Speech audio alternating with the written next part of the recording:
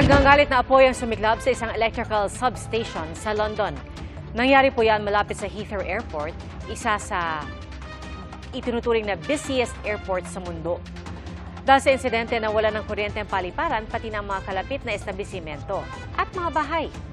Isinara ang airport kaya stranded ang libo-libong pasahero. Iniimbestigahan na ang sanhi ng sunog. Pero ayon sa British Energy Minister, walang foul play na nangyari.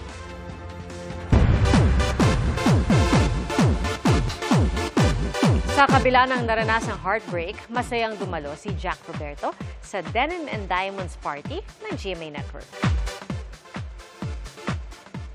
Good. Happy to be here and excited to meet our mga bosses. Ngayon lang ulit nagpa-unlock ng panayam si Jack matapos ang hiwalay nila ng aktres na si Barbie Forteza. Nakiusap din siyang huwag na itong pag-usapan. Marami raw siyang ipinagpapasalamat na blessings kabilang ang pinapagawang dream home na malapit na raw matapos.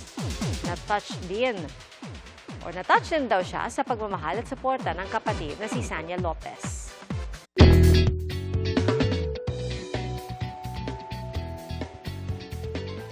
This is it, Pansit! Nakakuha po ng world record ang Malabon para sa pinakamahabang pila ng mga mangkok ng noodles. Saksi, si Jamie Santos.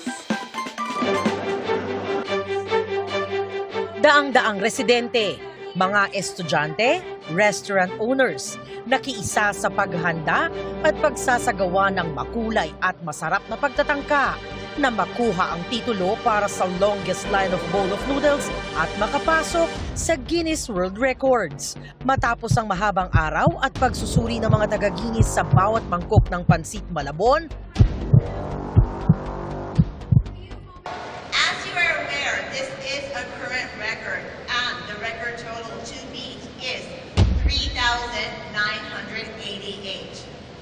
I have spoken to the witness and I have asked them if all the dishes presented today have followed the guidelines.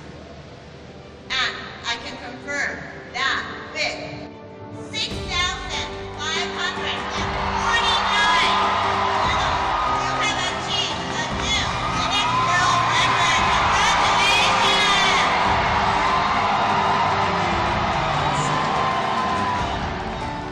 nalagpasan ng lungsod ng Malabon ang current record ng 3,988 na naitala sa Hunan, China. Ayon sa lokal na pamahalaan ng Malabon, isa itong patunay ng pagkakaisa at pagpapahalaga sa sariling kultura at produkto. Pero hindi raw naging madali kanina para matiyak ang kalinisan at kaayusan sa tangkang pagsungkit ang Guinness record.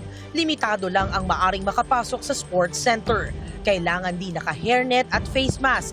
Kaya ganun na lang ang galak ng mga taga-Malabon nang masungkit ang Guinness World Record para sa longest line of bowl of noodles matapos makagawa ng 6,549 na bowl of noodles.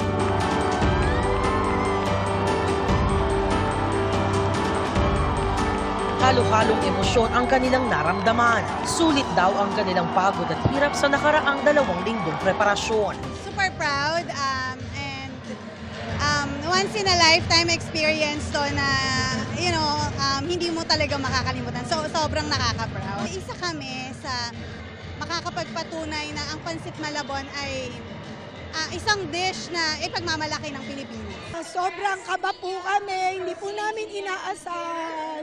Nakaka-flattered po kami lahat. Kasi mag-walkout na po kasi kami. Ang expect po namin, hindi namin kakayanin. Pero God will, nanalo. Masayang-masaya po kami lahat. People who were in the attempt, they stood out.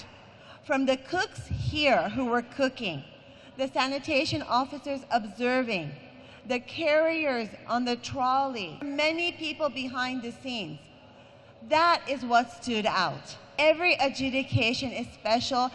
Every adjudication has a story. Your story is wonderful.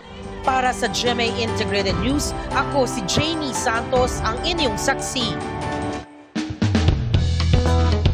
Congratulations po sa mga kapuso natin mula sa Malabon. Ako, pansit pa more. At mga kapuso, salamat po sa inyong pagsaksi.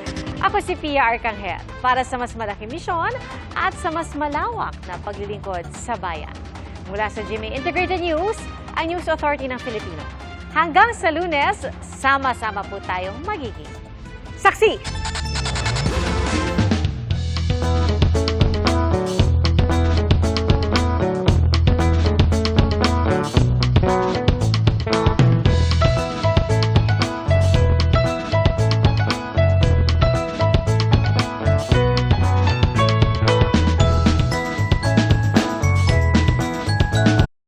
Mga kapuso, maging una sa saksi.